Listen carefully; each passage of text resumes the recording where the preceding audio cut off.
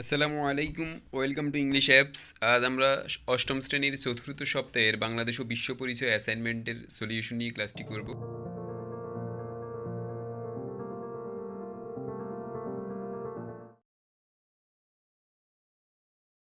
প্রথমেই আমরা সিলেবাস নিয়ে কথা বলবো, অর্থাৎ তোমাদের বাংলাদেশ ও বিশ্ব পরিচয়ের অষ্টম শ্রেণীর চতুর্থ সপ্তাহের সিলেবাসের মধ্যে দুইটা অধ্যায় রয়েছে, একটা হচ্ছে তৃতীয় আর একটা হচ্ছে পঞ্চম। তো এটা হচ্ছে তোমাদের বাংলাদেশ ও বিশ্ব পরিচয়ের দ্বিতীয় অ্যাসাইনমেন্ট। তো কভার পেজের মধ্যে অ্যাসাইনমেন্ট নম্বর 2 লিখবে, আর বিষয়ের শিরোনামের ক্ষেত্রে তোমরা লিখবে বাংলাদেশের সাংস্কৃতিক পরিবর্তন ও সামাজিকীকরণের উন্নয়ন। অর্থাৎ এটা তোমরা শিরোনামটা এভাবে লিখবে যে সাংস্কৃতিক পরিবর্তন ও সামাজিকীকরণ, যেহেতু এই সুতরাং দুইটা লিখবে। এখন দেখো, তোমাদের জন্য একটি উদ্দীপক দেওয়া হয়েছে, সেটি আমি পড়ছি। কোভিড-19-এর কারণে রনির স্কুলের স্বাভাবিক কার্যক্রম বন্ধ রয়েছে, সেটি কোভিড কেন্দ্র হিসেবে ব্যবহৃত হচ্ছে। গত সপ্তাহে রনিদের পাশের বাড়িতে একজন কোভিড পজিটিভ রোগী শনাক্ত হয়। পাড়া প্রতিবেশীরা সবাই তাদের বাড়ির সব ধরনের যোগাযোগ বন্ধ করে দেওয়ায় পরিবারটি চরম অসহায় পরিস্থিতিতে পড়ে।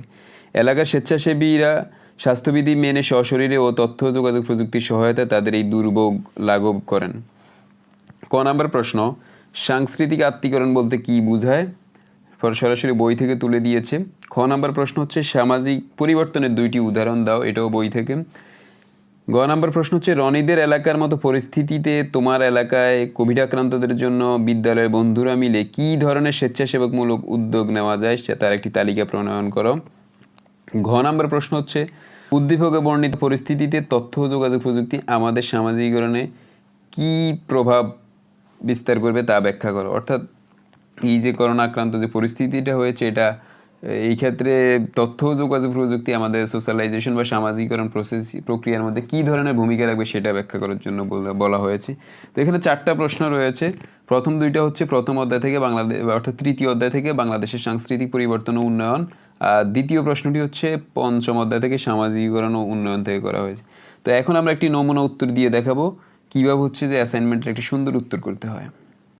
আমাদের প্রথম প্রশ্নটি করা হয়েছে সাংস্কৃতিক আত্মীকরণ কাকে বলে। তো এটার উত্তর লিখবো। তার আগে বলে নিচ্ছি, যারা এখনও ইংলিশ অ্যাপ চ্যানেলটিকে সাবস্ক্রাইব করনি অবশ্যই সাবস্ক্রাইব করবে এবং হচ্ছে নোটিফিকেশন বাটনটি ক্লিক করে রাখবে, যাতে করে যখনই আমরা অ্যাসাইনমেন্টের উত্তর আপলোড করি তোমাদের কাছে নোটিফিকেশন চলে যায়। সাংস্কৃতিক আত্মীকরণ যে প্রক্রিয়ার মাধ্যমে সংশ্লিষ্ট ব্যক্তি এবং গোষ্ঠী অন্যের সংস্কৃতি আয়ত্ত করে তাকে সাংস্কৃতিক আত্মীকরণ বলা হয়। অর্থাৎ যেই প্রক্রিয়া বা প্রসেসের মাধ্যমে কোনো ব্যক্তি বা গোষ্ঠী অন্যের সংস্কৃতিটাকে, কালচারটাকে আয়ত্ত করার চেষ্টা করে, সেই আয়ত্ত করাকেই হচ্ছে সাংস্কৃতিক আত্মীকরণ বলা হয়। খ নাম্বার প্রশ্নটি করা হয়েছে সামাজিক পরিবর্তনের দুইটি উদাহরণ দেওয়ার জন্য। তো দেখো, সামাজিক পরিবর্তন হলো সমাজের বিভিন্ন স্তরে আগের অবস্থা থেকে পরিবর্তন হয়ে নতুন অবস্থা সৃষ্টি করা। সামাজিক উন্নয়ন হলো এক ধরনের সামাজিক পরিবর্তন। সামাজিক পরিবর্তনের অনেক উদাহরণ রয়েছে, নিম্নে দুইটি পরিবর্তনের উদাহরণ দেওয়া হলো। প্রথম উদাহরণটি হচ্ছে বাংলাদেশে অনেক জায়গায় এখন লাঙ্গলের পরিবর্তে ট্রাক্টর ব্যবহার করা হচ্ছে। এটি একটি সামাজিক পরিবর্তন। অর্থাৎ আগে একসময় লাঙ্গল দিয়ে হাল চাষ করা হতো, এখন সেই লাঙ্গলের পরিবর্তে এখন ট্রাক্টর ইউজ করা হচ্ছে। এটা একটা সোশ্যাল সেন্স বা সামাজিক পরিবর্তন। 2 নম্বর হচ্ছে কৃষি, শিল্প, শিক্ষা ও চিকিৎসায় সনাতন পদ্ধতির পরিবর্তে তথ্য প্রযুক্তির ব্যবহার করা হচ্ছে। অর্থাৎ কৃষি, শিল্প, শিক্ষা, চিকিৎসা একসময় সনাতন পদ্ধতিতে রুগী দেখা হতো বা পড়াশোনা করা হতো, হাল চাষ করা হতো, শিল্পে ব্যবহার করা হতো, কিন্তু বর্তমানে আইসিটি বা তথ্য যোগাযোগ প্রযুক্তির আশীর্বাদের ফলে অত্যাধুনিক যন্ত্রের মাধ্যমে সেই কাজগুলো করা হচ্ছে, যেটি একটি অন্যতম সামাজিক পরিবর্তনের উদাহরণ। এ হচ্ছে 2টা উদাহরণ। তোমাদের বই থেকে আমি সরাসরি এই উদাহরণ 2টি দিয়েছি। অনেকে অনেক রকম উদাহরণ দিতে পারে, কিন্তু আমরা বইয়ের আলোকে দেওয়ার চেষ্টা করি, কারণ তোমাদের উত্তরটি নির্ণয় করা হবে বইয়ের আলোকে, তাই বইয়ের আলোকে অ্যান্সারটি করার চেষ্টা করেছি। গ নাম্বার প্রশ্ন আমাদেরকে করা হয়েছে উদ্দীপকে রনিদের এলাকার মতো তোমার এলাকায় যদি পরিস্থিতি সৃষ্টি হয়, তাহলে তুমি তোমার স্কুলের বন্ধুদের নিয়ে কী ধরনের স্বেচ্ছাসেবী কাজ করতে পারো সেটার একটা তালিকা করো। তো আমরা লিখলাম উদ্দীপকে বর্ণিত রনিদের কোভিড আক্রান্ত এলাকার মতো আমাদের এলাকায় আমার বন্ধুদের নিয়ে স্বেচ্ছাসেবকমূলক অনেক উদ্যোগ নেওয়া যেতে পারে। নিচে সেই সম্পর্কে বিস্তারিত আলোচনা করা হলো। দেখো, করোনা আক্রান্ত ব্যক্তিকে হোম করতে হবে। করোনা আক্রান্ত ব্যক্তির সংস্পর্শে যারা ছিল তাদের চিহ্নিত করে 14 দিনের হোম কোয়ারেন্টাইন নিশ্চিত করতে হবে। যেসব পরিবার বা বাড়ি লকডাউনের আওতায় পড়বে তাদের জন্য খাবার নিশ্চিত করতে হবে। সাধারণ মানুষের নিরাপত্তার জন্য সতর্কবার্তা প্রচার ও প্রসার করতে হবে। সবাইকে মাস্ক ও স্যানিটাইজার ব্যবহারে উৎসাহিত করতে হবে এবং প্রয়োজন ছাড়া বাসার বাহিরে না যেতে উৎসাহিত করতে হবে। অর্থাৎ সবাই যাতে মাস্ক ও স্যানিটাইজার ব্যবহার করে সেই ব্যাপারে সবাইকে ইন্সপায়ার বা উৎসাহিত করতে হবে এবং বাসায় থাকার জন্য উৎসাহিত করতে হবে, যাতে করে প্রয়োজন ছাড়া বাসার বাহিরে না যায় সেই ব্যাপারে বলতে হবে।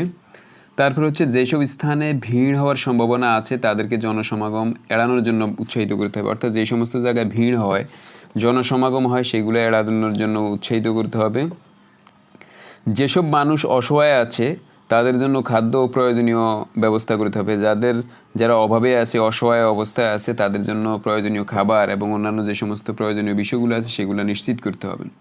সকলের সতর্কতার জন্য বিনামূল্যে মেডিকেল ক্যাম্প করা যেতে পারে। অর্থাৎ অনেকেই হচ্ছে চিকিৎসা করতে পারে না বিভিন্ন কারণে, তাদের জন্য, তাদের সতর্কতার জন্য বিনামূল্যে মেডিকেল ক্যাম্প করার চেষ্টা করতে হবে, এই ব্যাপারে উদ্যোগ নিতে হবে। সরকারি নির্দেশনা ও আচরণবিধি মেনে চলার জন্য সবাইকে উৎসাহিত করতে হবে। অর্থাৎ সরকার যখন যেই নির্দেশনা দেয় সেই নির্দেশনা এবং আচরণবিধি যাতে সবাই মেনে চলে সেই ব্যাপারে সবাইকে উৎসাহিত করতে হবে। রেডিও, টেলিভিশন, ইন্টারনেট থেকে প্রাপ্ত তথ্য সবাইকে জানিয়ে দিতে হবে। অর্থাৎ আমরা ঘরে বসে অনেক সময় রেডিও, টেলিভিশন, ইন্টারনেট থেকে অনেক ইনফরমেশন পাই, সেগুলো অপরকে যেভাবে সম্ভব প্রচার ও প্রসার করতে হবে। এই হচ্ছে আমাদের স্বেচ্ছাসেবক বা স্বেচ্ছাসেবী উদ্যোগ আমাদের বন্ধুদের কর্তৃক নেওয়া করোনা ভাইরাস আক্রান্ত এলাকার জন্য। তো সর্বশেষ উপরোক্ত উদ্যোগগুলো নিতে পারলে আমার এলাকা নিরাপদ ও করোনামুক্ত থাকবে বলে আশা রাখি বা আশা করি। এই হচ্ছে তোমাদের এই গ নম্বর প্রশ্নের উত্তর আমরা আমাদের মতো করে লিখে দিয়েছি। এটা থেকে আইডিয়া নিয়ে তোমরা কিছু কাট বা অ্যাড করতে পারো, তাহলে হচ্ছে তোমার একটি সুন্দর অ্যাসাইনমেন্ট হবে। ঘ নম্বর প্রশ্নে বলা হয়েছে উদ্দীপকে বর্ণিত পরিস্থিতিতে তথ্য ও যোগাযোগ প্রযুক্তি সামাজিকীকরণে কী ধরনের ভূমিকা রাখতে পারে সেই ব্যাপারে ব্যাখ্যা করো বা বিস্তারিত আলোচনা করো। অর্থাৎ আমরা উদ্দীপকে দেখেছি যে রনিদের এলাকা করোনা ভাইরাস আক্রান্ত এলাকা হয়েছে, তো সেই সিচুয়েশন বা সেই পরিস্থিতিতে তথ্য ও যোগাযোগ প্রযুক্তি আমাদের সামাজিকীকরণে অর্থাৎ একে অপরের সাথে যোগাযোগ ব্যবস্থায় কী ধরনের ভূমিকা রাখতে পারে সেই ব্যাপারে আলোচনা করতে হবে। তো তোমাদের বইয়ের আলোকে আমরা একটা উত্তর রেডি করেছি, সেটা থেকে আইডিয়া নিতে পারো। যেমন দেখো, উদ্দীপকে বর্ণিত পরিস্থিতিতে তথ্য ও যোগাযোগ প্রযুক্তি সামাজিকীকরণে অনেক ভূমিকা রাখতে পারে। ইন্টারনেট প্রযুক্তি বর্তমানে দেশ ও দেশের বাইরে একজনের সঙ্গে অন্যজনের যোগাযোগকে খুবই সহজ করে দিয়েছে। আত্মীয় স্বজন বা বন্ধু বান্ধবের সঙ্গে ভাব বিনিময়, পরস্পরের খোঁজখবর নেওয়া কিংবা ব্যবসায়িক প্রতিপক্ষের সঙ্গে পণ্য বিনিময় সংক্রান্ত আলোচনা, চুক্তি ইত্যাদি এখন ঘরে বসে অল্প সময়ই করা যায়। কিছুদিন আগেও বা যা ভাবা এভাবে সামাজিকীকরণের মাধ্যমে সমাজের উন্নয়নে তথ্য প্রযুক্তি গুরুত্বপূর্ণ ভূমিকা রাখছে। ব্যক্তির সামাজিকীকরণে তথ্য প্রযুক্তি গুরুত্বপূর্ণ ভূমিকা পালন করে। বর্তমানে তথ্য প্রযুক্তির ফলে মানুষের যোগাযোগ সহজ হয়েছে। সমাজের উন্নয়নে তথ্য প্রযুক্তি গুরুত্বপূর্ণ ভূমিকা পালন করছে। কোভিড আক্রান্ত এলাকা হওয়ায় কেউ কারোর সাথে দেখা সাক্ষাৎ করতে না পারলেও তথ্য ও যোগাযোগ প্রযুক্তির আশীর্বাদের কারণে মোবাইল, ইন্টারনেটের মাধ্যমে যোগাযোগ রক্ষা করা সম্ভব হয়েছে। সরাসরি অডিও, ভিডিও কলের মাধ্যমে একজন আরেকজনের সাথে অনেক দূরে বসেও যোগাযোগ করতে পারবে। ঘরে বসেই এখন সংসদ টেলিভিশনের সম্প্রচার করা ক্লাস করা যায়। মুহূর্তের মাধ্যমেই ইন্টারনেটের কল্যাণে দেশে করোনা পরিস্থিতির আপডেট তথ্য পাওয়া যায়। অতএব এ কথা প্রতীয়মান হয় যে উদ্দীপকে বর্ণিত পরিস্থিতিতে তথ্য ও যোগাযোগ প্রযুক্তির প্রভাব আমাদের সামাজিকীকরণে বিশাল অবদান রাখবে। এই হচ্ছে তোমাদের 4টা সৃজনশীলের উত্তর আমরা আমাদের মতো করে দিয়েছি। তো তোমরা এটা থেকে আইডিয়া নিয়ে এখন নিজেদের মতো করে করার চেষ্টা করবে। আমরা বিশেষত তোমাদের বইকে গুরুত্ব দিয়েছি, বইয়ের আলোকে উত্তরটা তৈরি করার চেষ্টা করেছি। উত্তর অনেকের কাছে ছোট হতে পারে, আবার অনেকের কাছে বড় হতে পারে। আমাদের কাছে তোমরা বিভিন্ন সময় বিভিন্ন রকমের কমেন্ট করেছো। তো এটা থেকে জাস্ট এটা হচ্ছে বেসিক ধরে তোমরা এখন নিজে পারো, আবার কিছু কমাতে পারো। যদি কারো কাছে বেশি মনে হয় তো সে কিছু কমাবে, আর কারো কাছে কম হলে সে কিছু বাড়াবে। এইভাবে নিজে কিছু প্রক্রিয়াজাত করলে আশা করি এটা একটি সুন্দর মানের অ্যাসাইনমেন্ট হবে। আশা করি এইভাবে যদি তোমরা জমা দাও ভালো মার্কস পাবে। চ্যানেলটিকে সাবস্ক্রাইব করনি অবশ্যই সাবস্ক্রাইব করবে এবং নিচে দেখা বেল আইকনটি ক্লিক করে রাখবে, যাতে করে আমরা যখনই অ্যাসাইনমেন্টের ভিডিও আপলোড করি তোমাদের কাছে নোটিফিকেশন চলে যায়। তোমরা জেনে আনন্দিত হবে যে ইংলিশ অ্যাপ চ্যানেলে 6ষ্ঠ থেকে দ্বাদশ শ্রেণী পর্যন্ত সকল ক্লাসের ইংরেজি গ্রামারের উপর ক্লাস রয়েছে। তো তোমরা সেখান থেকে ক্লাস দেখে গ্রামারে উপকৃত হতে পারে। অর্থাৎ আমাদের প্লেলিস্টের মধ্যে ক্লাস ওয়াইজ অর্থাৎ JSC grammar, SSC grammar, SSC grammar, আলাদা আলাদা প্লেলিস্ট রয়েছে, সেখান থেকে দেখে নিবে। কারণ আমরা হচ্ছে প্র্যাকটিস বেসড গ্রামার করাই, অর্থাৎ প্র্যাকটিস দিয়ে হচ্ছে গ্রামারটাকে শিখাই। সেটা অনেক বেশি ইফেক্টিভ হয়। আমরা স্টুডেন্টদের উপর অনেক বেশি পরীক্ষা নিরীক্ষা করে এই পদ্ধতিটার উপর এই ক্লাস নিচ্ছি। তো আশা করি তোমরা তোমাদের গ্রামার প্রবলেম হলে সেখান থেকে ক্লাস দেখে নিতে পারবে। তো সবাই ভালো থাকো, সুস্থ থাকো, আল্লাহ হাফেজ।